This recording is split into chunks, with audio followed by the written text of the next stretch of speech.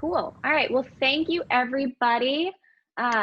Welcome to Generation 180's Electrify Your Ride Week event, EVs for All, making EV ownership more inclusive. This is the last big event for the entire week, so we're really excited you guys decided to join us. We have some great panelists for you to kick things off on our very last day. So we're going to play a very quick little video for you guys. Matt, would you mind going ahead?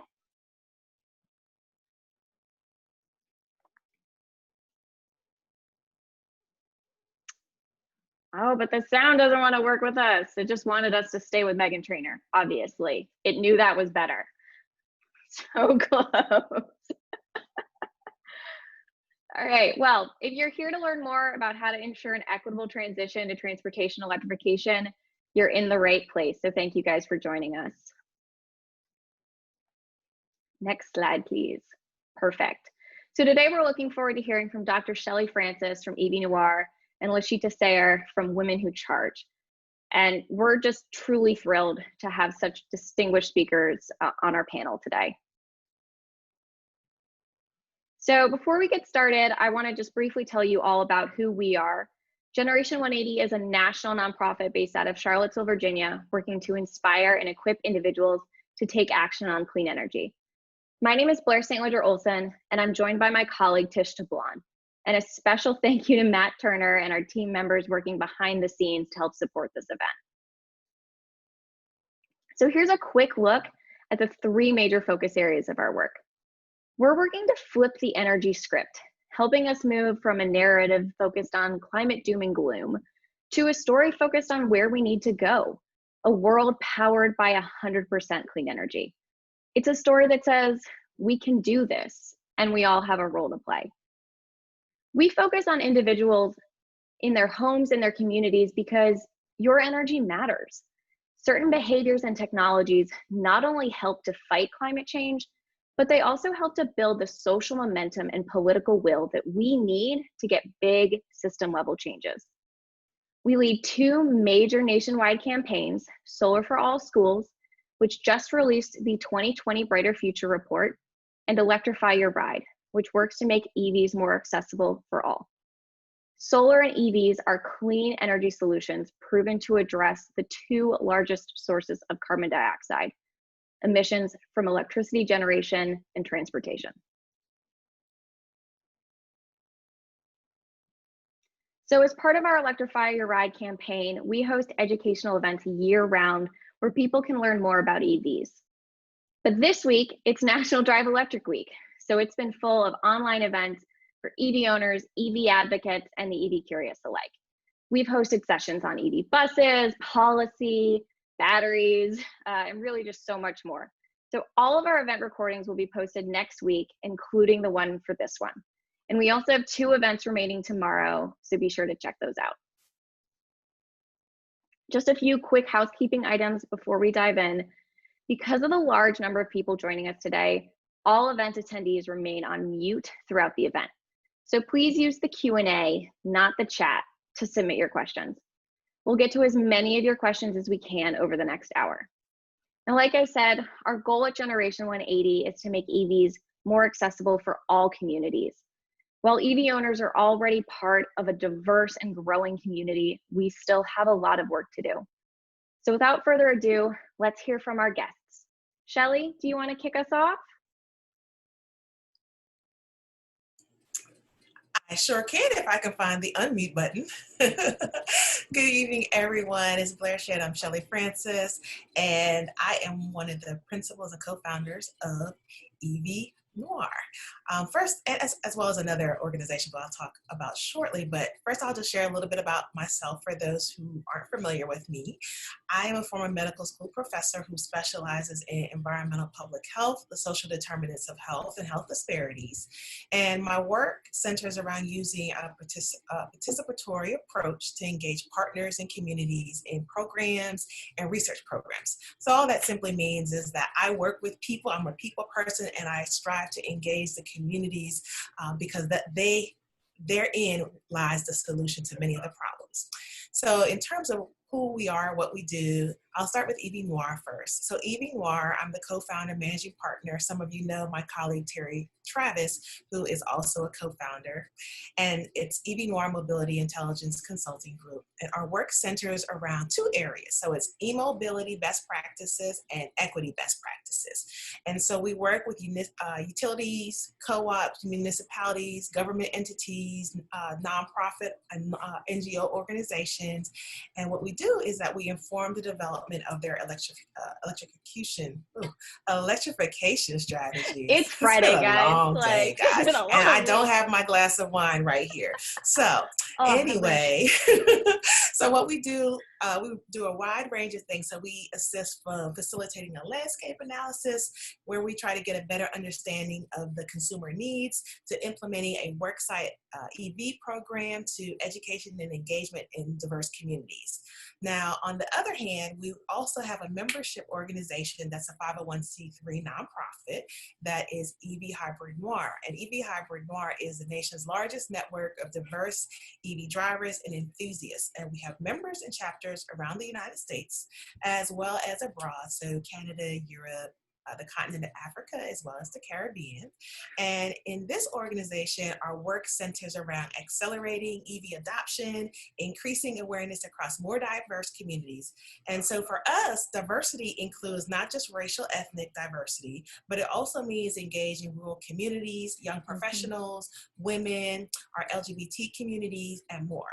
And so for quite some time, the last several years, we've been leading the conversation in this area, especially around the intersection of COVID, air pollution, and equity, and utilizing clean transportation as a potential equalizer and a solution to really mitigate the impact that frontline communities face.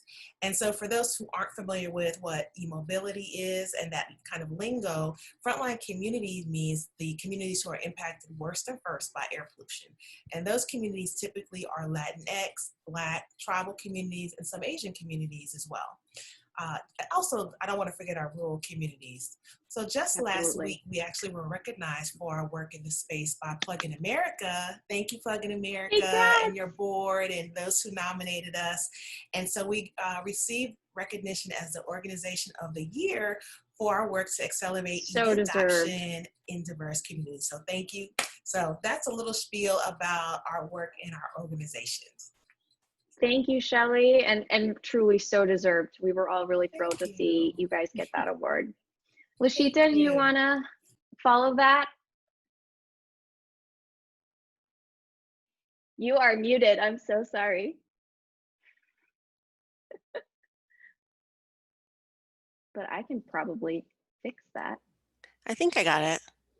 Yes. Sorry, I was so excited and like too busy like snapping and praising and lifting you up with that. It was so. Listen, you were following my lead in terms of getting that mute stuck.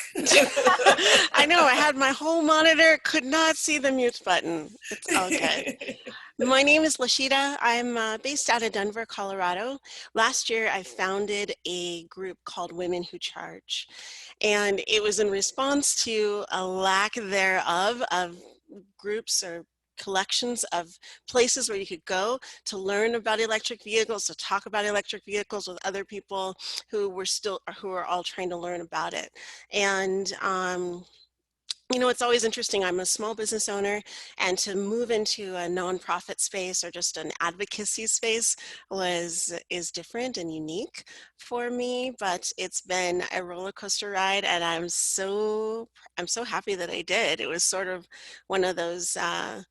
Hey, you know, I think I'm going to do this. And the next day I jumped in, and then it you know, it was in response to some other situations. But, you know, our mission at Women Who Charge is to advocate and support these global sustainability efforts by encouraging the growth of the electric vehicle industry through the community trainings, information sharing, that's really big for us, and to talk about equity solutions and encouraging the promotion of women innovators in the electric vehicle and charging industry. I think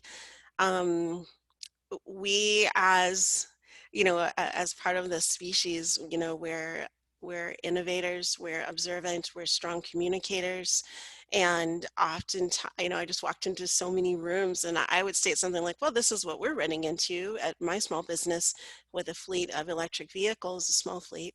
But, and then people would be like, oh, I hadn't thought of that. And I'd be like, oh my God. Like, we should get a woman on the panel. We should get a woman in our board. We need a woman in the in this, committee. In the And I White House. feel like Sorry. you don't have any women in the committee. Wow. Okay, I think I can help with that. I know a few. How about we just change that, I right? feel like we found the Yeah, problem. like therein might be the problem. Yeah, just so that you can get that other perspective. And so I'm ecstatic about what Women Who Charge has already been able to do and the things that we'll continue to be able to do until more of these boards and committees and groups become more balanced, where more of us as women in the industry start to be elevated into these decision-making roles. We'll be here. Well, I think that speaks really to why this panel was so exciting for us, because we're all women and we're all really excited to talk about EVs. You've got 4 female EV owners here. I haven't asked her by my name because mine hasn't arrived yet due to COVID, but it's coming. So I don't know if I completely count, but I'm going to pretend like I do, because I, have been dying for one for, the better part of 2 years. So I'm glad to have finally gotten there. But Yes. I want to talk about y'all's journey becoming electric vehicle owners. So Shelly, I wanted to start with you and ask you just what your first experience with an electric vehicle was and how long you've now been driving electric. Sure. So funny enough, my first experience with an EV was probably about 4 years ago. And I was in an Uber of all things. Yeah, in an Uber. I called an Uber, was going to an appointment, and a Nissan Leaf showed up. And I got in the car. It made no sound. So I'm like, what kind of car is this? And so I started asking. Actually, it was an Uber pool too, because there were other people in the car. And so I started asking the drivers, because I'm just the type of person when I get in the Uber, I'm usually pretty friendly, make conversation. You friendly, never. I know, it's hard to imagine, right? So I started asking questions and he was answering my questions. And because I thought, like, how is this working? Like, isn't this only like maybe 60 miles of range? And so he told me, no, it's like 120, 110. And so then I immediately got on my phone, because I'm a researcher, and I'm like Googling the 10 best EVs under $20,000. And so Nissan Leaf came up, and the Fiat 500 came up, and a few other ones. And so I was like, oh wow, this is really interesting. And it just so happened that I was kind of considering getting a second car for the family. And so I said, told my partner, I was like, hey babe, we ought to really think about exploring an EV. And so he said, well, hey, let's look into this. And I ended up a few weeks later going to test drive a Fiat 500. And then because the Fiat was kind of small for more than myself, another person, we decided to get something a little bit bigger. So we went with a Nissan Leaf. Yeah, we're going to shove about 4 years ago, 2 EVs later. I just love that story that, like, you got into a car, like a group Uber, and you not only educated yourself there, you educated the other people. I guess so. Right. Like, who is this lady and why is she asking questions? Yeah, much to their chagrin, they probably were like, I was just trying to have a quiet Uber ride, and this lady is asking all these questions. Drop this crazy lady off. Did you go from just EV owner to EV advocate? Like, what flipped the switch for you? So interesting enough. So and this is going to be a reoccurring thing that I'm sure Lashida's going to say that you're going to hear us talk about. So it's being kind of the elephant in the room. And I'll drop a link into the chat shortly about kind of an introduction to EV hybrid. Actually, I may have already done it. But essentially, it was one of those situations where I'm the only person in my little sphere of influence of brown people who had an electric vehicle. So when I went to try to figure out, like, to navigate what that looks like, I didn't have anywhere to go. So what I did do was I found my local EV organization and I looked on Facebook to try to connect with some folks. And so that was fine. But I will say, like, some of the spaces outside of my local EV, group, they weren't very welcoming, and people on Facebook, they get this, social media veneer where they just turn into monsters when people ask questions. And especially I noticed the trend ever. with women, especially like women, would ask questions in some of these Facebook groups that were male dominated. Sorry, there's a lot of great males out there who are very kind and supportive and allies, but just the way they would kind of attack some of the women questions, and like, oh, read the manual, and why are you asking this question? So it was just really marginalizing the community. So I said, well, you know what? Maybe I can start like my own community. And so it was a community of 1, and then it was a community of 2, and then it was a community of 10, and now it's, thousands. So that's really was the kind of impetus behind, starting something to have a sense of community and create a safe space. And Lashita, when did you first get an EV, and what it motivated you to start your group? So let's see. I was attending a networking event and I ran into somebody that I knew from projects before. Remember, I run a marketing agency, right? And part of what we do for our work is we travel all over the state to the construction projects that are literally 4 hours away, 6 hours away, 2 hours away, all over the state. Mm-hmm. And so my team, it's a pretty big state. It's a big state. Well, with mountains, and when you have curvy mountains and things, it takes longer to get there, even though it may not actually be very far away. So we have a small fleet of cars for our work. And I was attending an event and I ran into somebody from, I think she worked for, I knew I was going to forget the name, American Lung Association. And she says, did you know they're running a special for cars, the Nissan Leafs, and you can get them for, X amount of dollars. And I was like, really? I'll take 2. And she says, here's the flyer. So she emails me the flyer.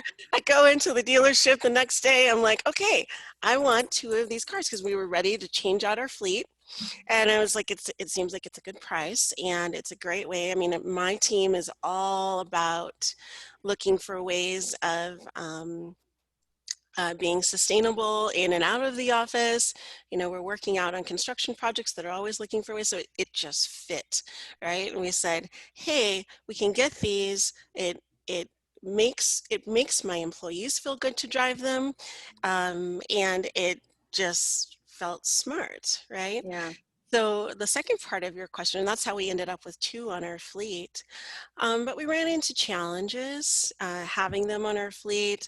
We're a pretty small team, and so you can kind of talk someone through it. And I had someone who's part of their job was to help manage the cars, and it's amazing how much it takes to keep a fleet going. But the EVs didn't require as much maintenance, right? But they still required a little bit. You had to get tires rotated. They still, things happen, windshields and things. And I started getting pretty excited about, we would have, 2 or 3 people in the office that would drive them pretty frequently, and everybody else was kind of hands off. But I'm not really down in the details of the micromanagement of like, why are you driving this car? Why aren't you driving that car? It's like, you can pick from the fleet, take what you want, first come, first serve. Everybody's good. But one night we were driving back from an event and I was in a different car and one of the girls was in an EV, and she's like, I no one charged the EV before I took it. So she was in the situation where she needed to be able to find a charging station before she made it back to the office. And I'm texting with her and talking with her. Okay, did you make it? She left early so that I could like follow her. I was going to meet her at the charging station. I was going to sit with her and hang out, and then we'd make it back to the office. I pull up to the charging station. She's not there. I'm trying to text her, and I'm having the heart attack right now. I know, right? For you. Believe you me, I'm like, WTF, where is she? What happened? She's not responding because she's driving, right? And it's company policy. You can't text and drive and be on the phone and da-da-da-da. My policy, she's following it. I have no idea where she is at, what's going on. So, half an hour later, I'm literally like, what would be the fastest route? What route would she have taken so I can try to follow, to figure out what's going on? And I was like, wow, what happened? She says, I pulled up and it just didn't feel right. It didn't feel safe. I was like, I didn't feel like dealing with trying to figure out how to charge and use the card and do this and do that and do this and do that. And I said, that's kind of a deal breaker for driving this car. For a lot of women, it was like a light bulb went off. These charging station environments are not comfortable for single women to pull up to. I'm like, okay, it was a big parking lot. I actually drove back by it. I'm like, yeah, it was kind of dark. It's off on the side of a building next to the dumpsters. Thank you very much for thinking to put a charging station there, Thank right? you for So thinking of women. it's been a learning experience as a business owner. I care about my employees. I care, and I want that experience to be a positive one, but I learned so much from them driving these cars. And then I set out, I was like, why do we build charging stations this way? Why do we make them so hard to find? Why is this app not more intuitive? The typical person just asking the general questions. And so, like Shelley, I hop online and I'm moving around and I say, oh, there's this electric vehicle group and they meet once a month. And oh, it's on a Saturday. I'll just jump in one day and cruise down. And it would be great to sit around and talk shop with people about how they're managing the charging. And I'm not sure I'm going to run into too many other people who have incorporated them into their fleets. But so I go to the meeting, uh, and I go in. It's hosted in a library, and I'm really excited because there's like all these electric vehicles in the parking lot when I pull Oh, up. I'm like, fun. what? I'm going to get to understand some other, these nuances of just things that I've been learning. And I go in the room, and there was nobody there that looked like me. I think I made them nervous, but they were trying to be nice. But they were like, "Who are you? Are you in the right room?" I was like, I looked on the door again. I was like, I think I'm in the right room. I think I'm supposed to be here. And it's not bad. I know that there's different folks, and there's different groups for different folks. I just didn't find a group that was Right. for folks like me, right? And I thought, wow. I just wanted to sit around and talk about mileage and range and the change in temperature and how do I keep it warm. Some of these basic things are just to be able to overhear other conversations. But these guys, they were like, this is how I reprogrammed and redesigned and built my own extra battery contraption, and they had PowerPoint slides, and I said, I need to go back to engineering school to be in this class. But more power to them because I recognize that they are the early adopters, right? And Right. they are the diehards that are pushing this industry to improve and do better. I mean, they're in their garages and they're creating the next version of what's possibly going to be an amazing EV. And I'm here right now driving this EV, and I have a different perspective, a different set of needs. Yeah. And so I thought, The one class, not the Right. The 101, not the 305. yeah, not the 305, right? Like, I don't, and so I'm like, but I've been in so many other industries where you can like pull up with somebody, grab a beer, and talk shop at a lower level, or just right down here. And it's so fascinating because while I started women who charge with that intent of being able to be around other women and just talk about what we're thinking about with cars or the experiences that we're having with cars, what one we're going to buy next, I hosted some of the first events, and that's not who showed up. Who showed up were women that are working in the industry, professionals. awesome. They're you know, amazing at what they do. They do site planning. They are resellers for charging stations. They are coaches for our state Charge Ahead program.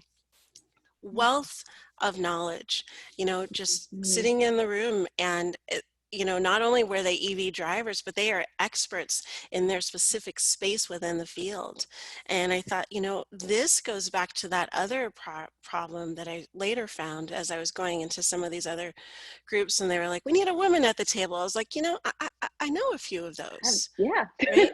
And they come to women who charge because as an industry, these professional women are looking for ways to be acknowledged, to be celebrated, right? To be innovative, to partner. Mhm. Several of them that I've met, you know, they're working on big projects and they're partnering. So I That's great. think that was your question.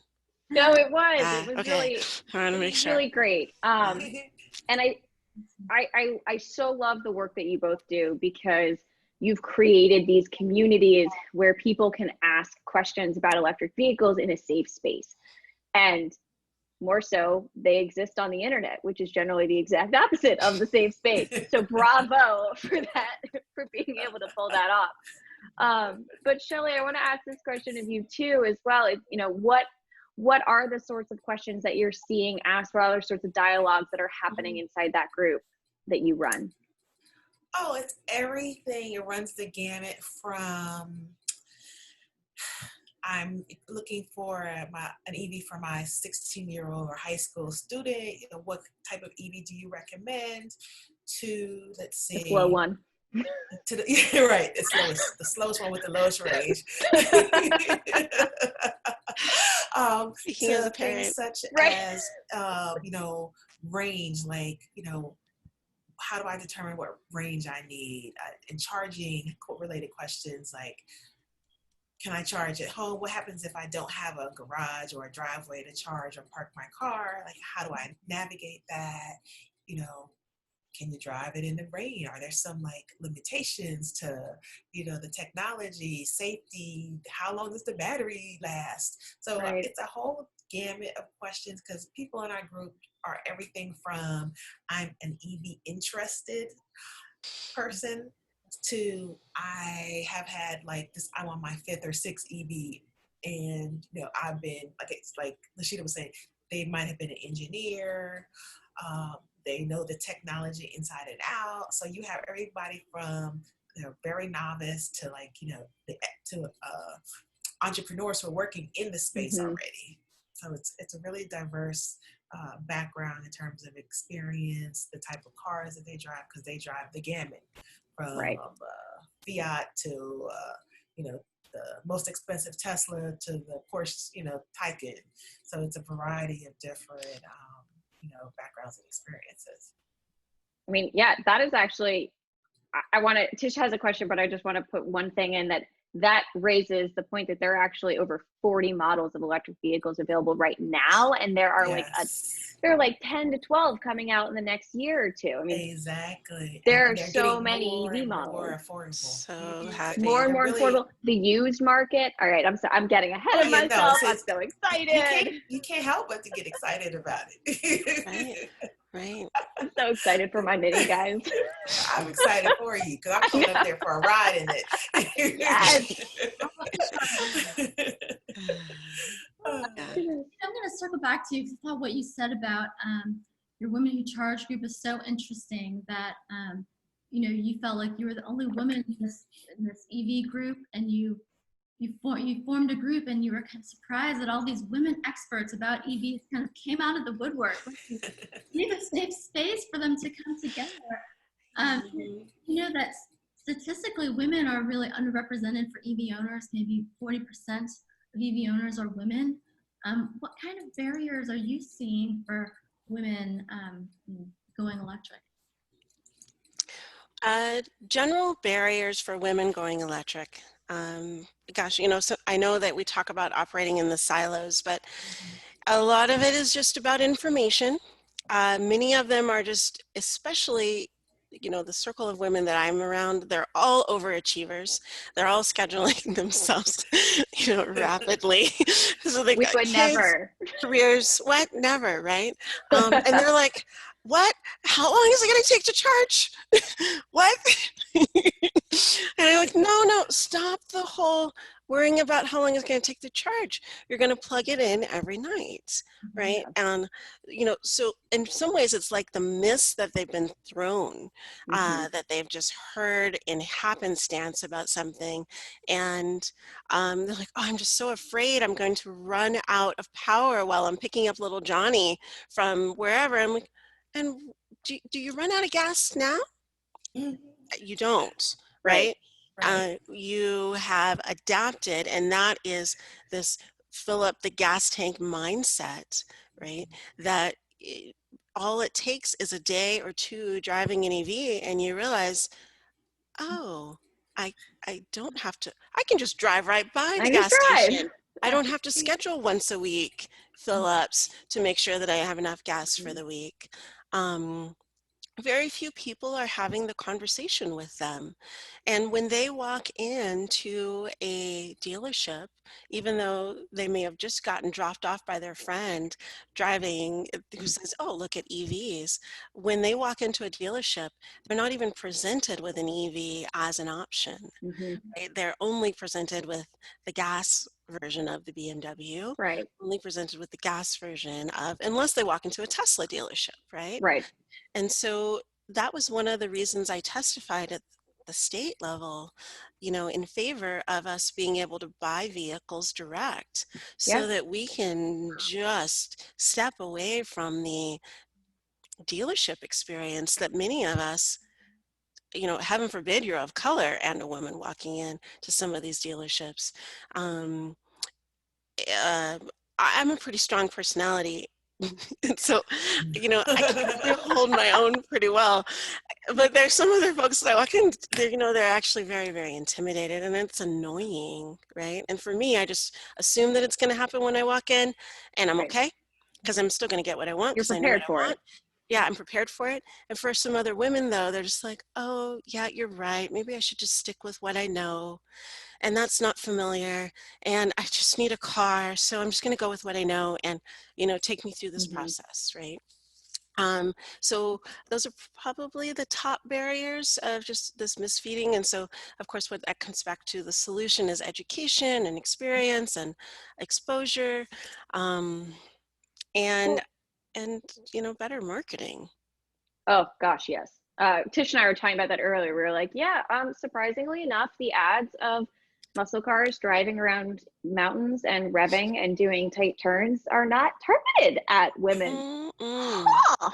Imagine that. Don't Imagine say. that. Right. Imagine that. You need the Lee Iacocca's of the world to take on this marketing challenge of recognizing what's important to us as women, Yeah. and what's important to people of color. You laid out like what women need, what our fears are, and Yeah. yeah. Well, and speaking of fears, Yeah. I think that's why that range myth is so pervasive with women. I mean, I don't know about you guys, but I was raised to be prepared to have my car die on the side of the road and survive. Like, there are enough Yes. tools in my car from my father that I could rebuild that engine and then take it apart again for fun. I have flares, I have a jump starter, I have Some blankets. I Bottled have water. army blankets. Right. Yes. Like, I'm Extra prepared. batteries. Yes. Right. I'm Snacks. prepared for war. Yeah. And that's how we're raised. Like, we're raised to be worried about getting stuck on the side of the road with no cell phone service, pre-cell phone service, in the dark. And so I think that range anxiety, that myth, really hits upon women, for who that is something that we're raised from start to be afraid of. And so really education that you're not going to get stuck on this side of the road. Right, you're not going to get stuck. And You're like not. I was mentioning earlier, that whole Lee Iacocca approach, this ambassador that we can recognize as somebody who's such a powerful marketer, to understand how in the world do you convince women to buy minivans? He did it, right? He did. He convinced He the did. entire nation that if you had a kid, you needed a minivan, right? back in the day. That was a now, phenomenal Yeah. approach to be Yeah. able, and for a lot of other women, they haven't even considered electric vehicles yet.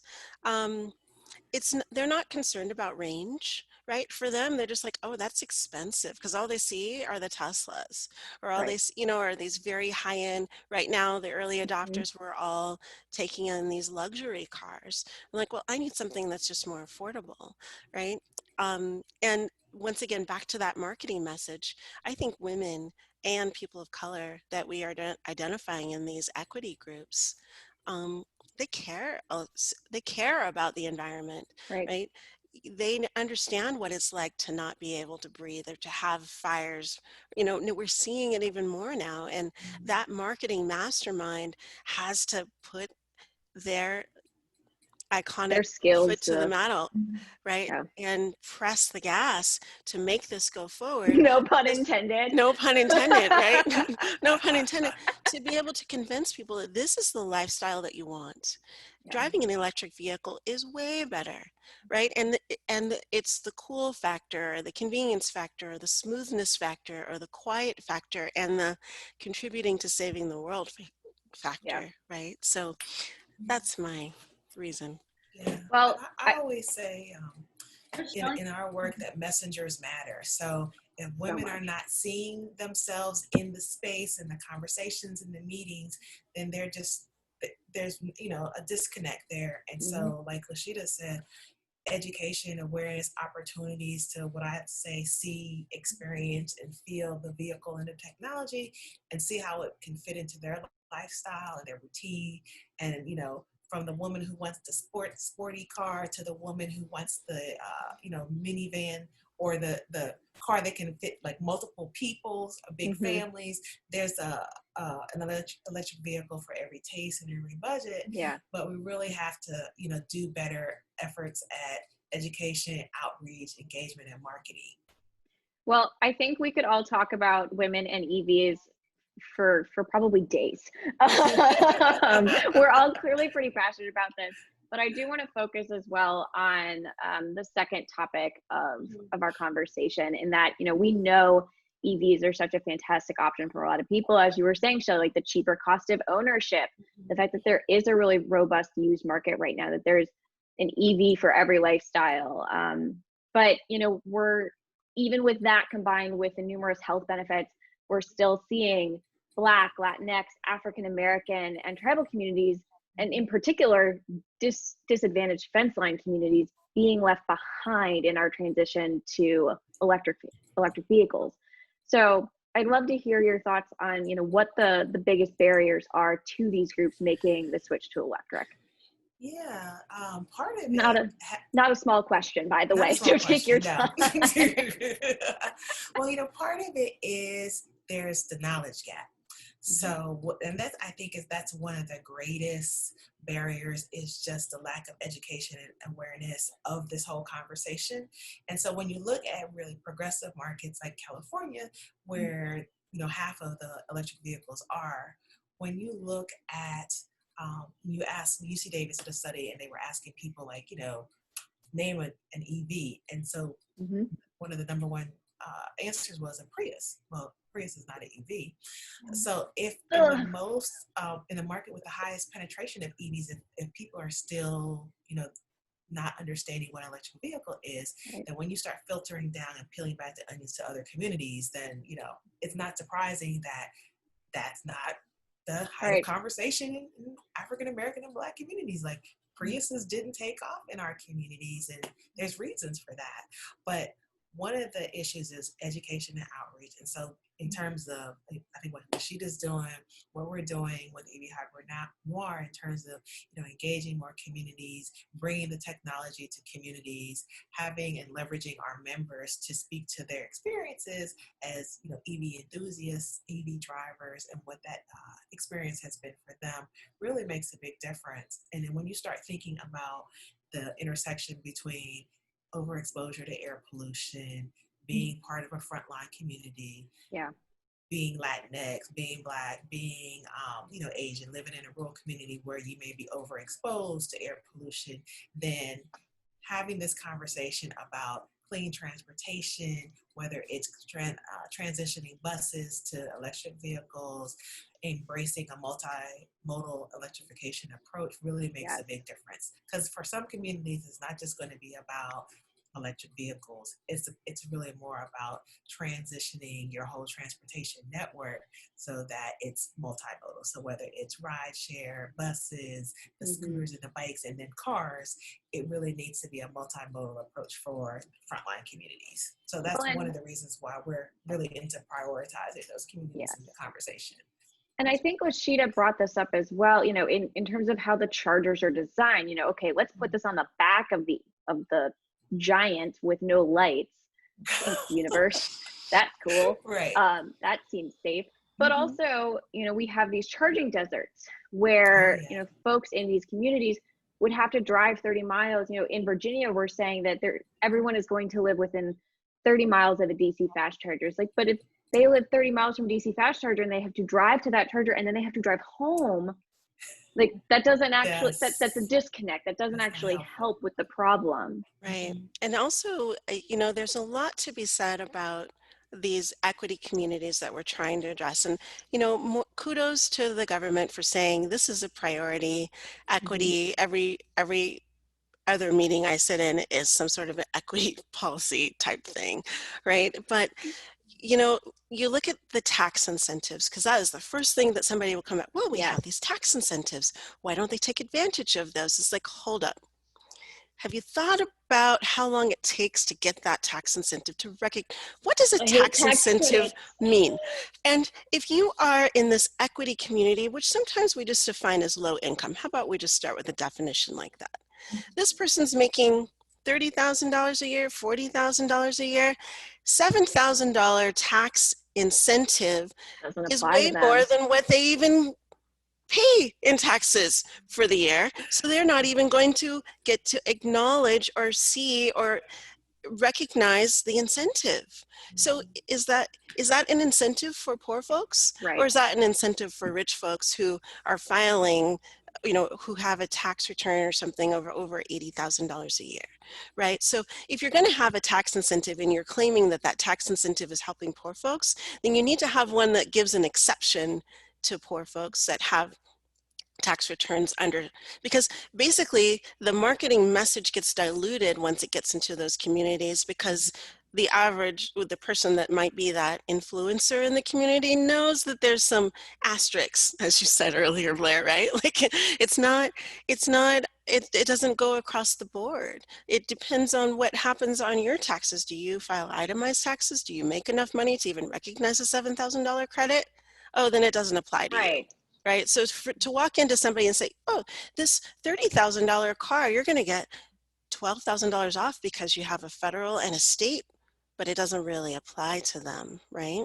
So, you know, from the policy perspective, if you truly want to be able to say that that's working, you need an exception for folks that have lower income, or to increase a tax credit for those households that are under 50,000, right? And as far as those charging stations, like some people are like, I don't know where I'm going to charge. First of all, maybe I live in an apartment, or maybe I live in a house that maybe it's just not convenient for whatever reason.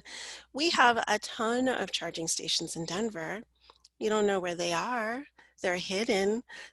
We need like neon, like drive-in guidance, directional signs, blinking, flashing. Charge here. Charging station a quarter mile left on your left. There's a charging station every other block, so that people can get that sense, because until they buy the car and download the app, they don't know that there is a plethora of charging stations around, right? And to have incentives for used cars too. If we're truly trying to incentivize this subset of the economy, they're all about Second Life of things, right? We are the recycling community in many ways, right? Because we're very rarely are we buying that brand new car. Very rarely are we buying a brand new house. Very rarely are we buying brand new, any major purchase, right? We're usually buying used. But you can't get more environmentally friendly. Don't knock Absolutely. it. Absolutely. We don't knock it at all. It's a way of life. It's a smarter way of living in many, many ways, but there's no tax incentive for used, right? Yeah. Yeah, Lashida, you've touched on some Yes. great solutions to these barriers. I heard you mention for women that you advocated for policies for direct ownership because women are a group that have Purchase. going to a dealership. You touched on how why a tax rebate isn't that helpful for people who can't pay that up front and wait for that rebate to that tax credit to come back. Shelley, do you have some other ideas? Like, what are some other ways, policy or market-driven solutions that can help us expand access? So when you look at more progressive markets or markets with really high rates of EV penetration outside the United States, like a Norway, where over 50% of the EVs sold are, over 50% of the cars sold are EVs. Mm-hmm. That didn't happen in isolation. So Didn't happen it by was like, accident. exactly. They just woke up one day and like, oh, we're just gonna have all EVs. Look what No, happened. It's magic. that would be a no. Look at that. So you need to, it has to be a multi-phase, multi-pronged approach. So it needs to be, ideally at the federal government, level at that stage, and then at the state and at the local level. So if you have a federal policy that encourages and facilitates, accelerated EV adoption, reducing our, dependence on oil related fossil fuel. So you got reducing. So in Norway, they have penalties for utilizing fossil fuel. They've created an environment where there's charging moved to Norway. everywhere. I There's know, right? in Europe, a lot of cities are saying that you can't drive a fossil fuel vehicle into the cities anymore or on the weekends. And so they have rebates. They just make it a way of life. It's not political. It's just, hey, this is just a better way to drive. It's safer, more reliable. And so I think when we're getting to that point slowly. A lot of states have a lot more progressive rebates, incentives, but I really think it's all about having a multi-phased approach, and you can't just put steel and product in the ground. You've really got to engage diverse communities, particularly, but you've got to engage communities and let them know about the technology. And beyond being a consumer, there's workforce and economic development opportunities in the space, so entrepreneurship. So I'm an electrician. I can learn how to install chargers and charging networks and systems. I have a small business. Like, I can get plugged into, That's into right. the sector. Yes. Get more women to have these businesses. So, there are so many opportunities, I think, in the green economy. And because people are hurting for jobs right now because of the pandemic, I think that when we start facilitating the economy and putting more resources out there for workforce development and getting people back to work, like, we should really prioritize the renewable and transportation sector, e-mobility, so that it really has an opportunity to have a second industrial revolution in the sense. Yes. So, like, let America be the leader in electric vehicle battery technology and manufacturing. Yes. That's the way to get people back to work. Yes. Yeah. Shelley Francis for president, everybody. I know, right? Shelley Francis right here. She's got my vote. I got my vote. vote. I surround myself with some really smart people, and I was having a chat with a friend the other night, and he's in the solar space and this electrification, renewable energy, just over the top, like walking encyclopedia smart. And he was explaining with this bidirectional feature vehicle to with grid. the Teslas to be able to contribute to the grid. But he was like, there's this one thing. We have to upgrade all the transformers with this switch. I'm going to call it a light switch. Every transformer needs to have one of these switches for this bidirectional electric flow to happen. And I was like, how many jobs can we create with that? How, when you're talking shovel-ready jobs, infrastructure wide, state, nationwide, it is a major, so the opportunities are endless. I'm a small business owner, and I looked around, I was like, where are the charging station install companies? Who are the people that are specializing in this area and that are women friendly so that I can feel confident having them come into my home and that they're not going to make it so that something else breaks, that they're reliable Mhm. to install this charging station in my home because I wanted a charging station installed in my home, right? Right. I'm not to say that you have to have one, ladies. You do not have to have a charging station at your You house don't. to have an You EV. You do, please don't. do. That is a myth. I'm debunking it. It is an option. We are It's killing only, it right now. it's only an Right. option, right? Right. But I was considering this option, but I'm particular about who's coming into my house and who's messing with my electricity. So I was like, well, wow, maybe we could find a bunch of women electricians and start a charging station install company. It's on my list. Next business. Your next. So excited. Next one, when I get some extra time. Right, when you're not busy. Right. Little So things. we have a question. We only have 7 minutes left. Although, by the way, when COVID's not a thing, we're all getting drinks. Just Absolutely. FYI, I this is love it. happening. Perfect. So we're going to rapid fire a little bit.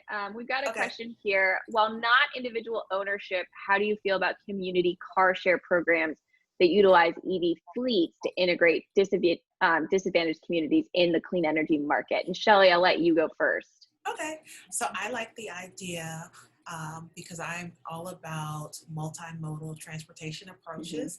And so for me, my mantra is like nothing for us without us. And so essentially all that means is that please don't bring any programs to the communities without engaging communities. And You mean don't build policies in a vacuum? yes, don't build Yeah. policies in a vacuum. Don't just come in and drop What? some charging infrastructure and run out and say, look, we put Look what charging I love. We infrastructure in the did it. community, Yeah. but I nobody gave you uses this it. present. You don't know how to But, use it. yeah, but nobody knows what it is. They think it's green gentrification and something else to push them out of the neighborhood. But I said all that to say, like, what was your question again? Because I wanted to come back oh, to damn it. it. Oh God, we have too much Like, fun, guys. bring me back. Bring me back. So the idea is basically changing the idea of private car ownership. Oh, yes, Could we yes, have yes. apartments with fleets that you can take Yes, out, sort of thing? yes, yes. So actually, a couple projects that we're working on right now, we're doing a number of community listening sessions to really gauge what community members need in terms of accelerating electrification. And some of the thought or some of the feedback that's coming out is around shared vehicles. Now, part of the challenge right now is because of COVID, Right. there's some hesitation around the shared vehicle concept, but I think that once we can get beyond this point and get beyond COVID, that's Right. definitely a viable option for many communities. They're already in place in Sacramento. They have a car share system there. There's Blue LA. Yes. There's a couple others that are launching right now. So it's definitely has momentum, and I think there's an opportunity to place them in communities of opportunity or frontline communities to help address some of the transportation burden and gaps. Absolutely. So, okay, the next question, we're going to get to this question, and I then think we have one more, but I think this one is really important. Given the stereotypes around the typical EV owner, how did your friends or family react when they learned you drive electric? And Lashita, do you want to start with that one, and then we'll let Shelley answer too? Oh, they thought it was cool. They thought it was great. My family's used to me bringing new things to the table. But yeah, they were, yeah, I mean, I don't think anybody was brave enough to say anything to me other than that it's cool. Didn't ask anything else other than that. I'll let Shelley take the rest of that one. So, yeah, like they were surprised because they know I tried. I'm like a techie in a way, but I'm not an early adopter. Like I let the early adopters go first to make sure that everything works, and then I'll hit the second wave. So they know I'm like willing to try different things and like to save money, and I like to, as folks say, ball on a budget. So I like to have nice things, but I want to balance that financially with being responsible as well. So it just made sense from both like a financial standpoint, both from a public health, of course, that's important to me. So when you look at the driving experience, is unbelievable. It's fun. Like, Yeah. Whether you have a $5,000 EV or a $50,000 EV, off the starting line, that thing is smoking. It's going to leave some cars in the dust, Heck at least yes. for the first 100 yards, and then they may catch up. But, I'm going to little get a leaf speeding can smoke ticket. some people. I'm prepared. Absolutely, you will. Yeah. I know it's happening. We need an EV version of Fast and Furious, Oh, that would be Like great. where is this identification with speed and performance And that are Diesel, built if you're into these cars? watching, Yeah. your call to action is here. Yes. Yes. Well, Convertible sports car, and I could not wait to tell her that my Model 3 was faster than her like souped up sports car. I was like, oh no, you didn't believe me. That's right. That's right. Yep. Well, That's in fun.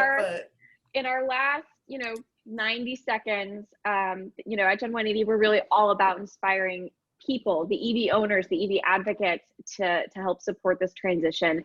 So as our last question, I would love both of your perspectives on how everyday people can help increase EVs in female communities, in communities of color. Really, what are the steps that we need to take as EV owners to help make this a more equitable transition? Shelley, do you want to start? Sure. So what are the steps that we can start? Well, I would say start, like I said, there's a multi-phase approach. So the utility company has a role to play in it. Your state legislators and policymakers have a role to play. Your public health advocates and local business leaders have a role to play. Mm-hmm. And I think it's important, if you're looking for that, where to kind of, so to speak, plug in, connect with your local EV advocacy organization. Electrify, the Electric Auto Association. I know, exactly. Electric Auto Association. I'm like, wait, I got to get that right. I'm a board member. They'll be really mad at me if I didn't. So, start there. We have chapters all around the country as well as abroad. And so there's probably a local chapter near you. So that's one way to get plugged in. Diverse EV owners and drivers. There's EV Hybrid War to get connected. So there's definitely a space and a place. There's folks who will walk you through it. Right there in Virginia, there's some programs that I can't name them, but you can search and you'll see some of the programs that are coming to play in Virginia to provide opportunities to electrify Virginia. And I know in Denver has an awesome ecosystem for electrification. There's a lot of good rebates. And so those of you who are in between between Virginia, between Denver and beyond, there's places in your local community that are resources for you. So, but if all else fails, turn to EAA, and you can definitely get connected and plugged in there. Absolutely. Lashita, final words? Bring us home. For women who are thinking about it, don't be afraid. Step up, do the Google search, and if you see other women that are driving, they love answering questions about their car. Women. They love it. Walk up to them like, okay, I've been thinking about it. Do you mind? I have a few questions, as we normally do as women. Engage with other women. There are several of us out there. We love answering the questions. And, it's like at some point, the marketing machine will catch up and you'll see the lifestyle aspects of this is that you'll never run out of gas. You'll never have to pull up to a gas station again. And I think you're going to love it. Awesome. Well, it is 8:01. We have gone a minute over, and I'm sure we could have chatted for days, guys. I'm so grateful. Thank you. This was fun. I've had a fantastic Friday night, but we are so grateful to have had you guys. Thank you so much. And to all of our participants, thank you for joining us. Thank you, Tish, for hanging out in the office on a Friday night to do a great event with us, and can't wait to do it again. Yeah, thank you. Okay, guys, have a great night. Electrifying, guys. Yes, keep electrifying, of course. Yes. Have a great weekend. Stay safe. Take care. Bye. Have a good weekend.